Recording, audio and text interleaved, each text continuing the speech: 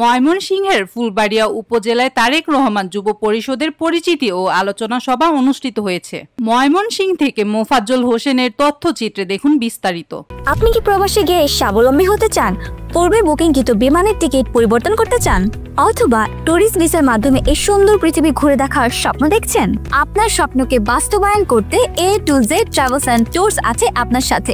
আলোচনা সভায় সভাপতিত্ব করেন তারেক রহমান যুব পরিষদের সভাপতি আশরাফুল ইসলাম। অনুষ্ঠান সঞ্চালনা করেন তারেক রহমান যুব পরিষদের সাধারণ সম্পাদক আশরাফুল আলম। প্রধান অতিথি হিসেবে উপস্থিত ছিলেন ফুলবাড়িয়া মা মাটি মানুষের নেতা ফুলবাড়িয়ার নিবেদিত প্রাণ আক্তারুল আলম ফারুক। প্রধান মেহমান হিসেবে উপস্থিত ছিলেন শফিউল বাদশাহ শিপন, তারেক রহমান যুব পরিষদের কেন্দ্রীয় কমিটির চেয়ারম্যান ও বিশেষ অতিথি হিসেবে উপস্থিত ছিলেন আরিফুল হাসান শিমুল। আরও উপস্থিত ছিলেন তারেক রহমান যুব পরিষদের কেন্দ্রীয় কমিটি সহ সভাপতি ও ময়মনসিংহ দক্ষিণ জেলা সভাপতি হাজী আব্দুল আজিজ, তারেক রহমান যুব পরিষদের ময়মনসিংহ দক্ষিণ জেলার সাধারণ সম্পাদক শেখ রিটন, ফুলবাড়িয়া উপজেলা বিএনপি যুগ্ম আহ্বায়ক শহীদুল মল্লিক জীবন, গাজীপুর জেলার মহিলা সম্পাদিকা লিপি আক্তার, ময়মনসিংহ উত্তর ও দক্ষিণ অঞ্চলের তারেক রহমান যুব পরিষদের নেতৃবৃন্দ উপস্থিত ছিলেন।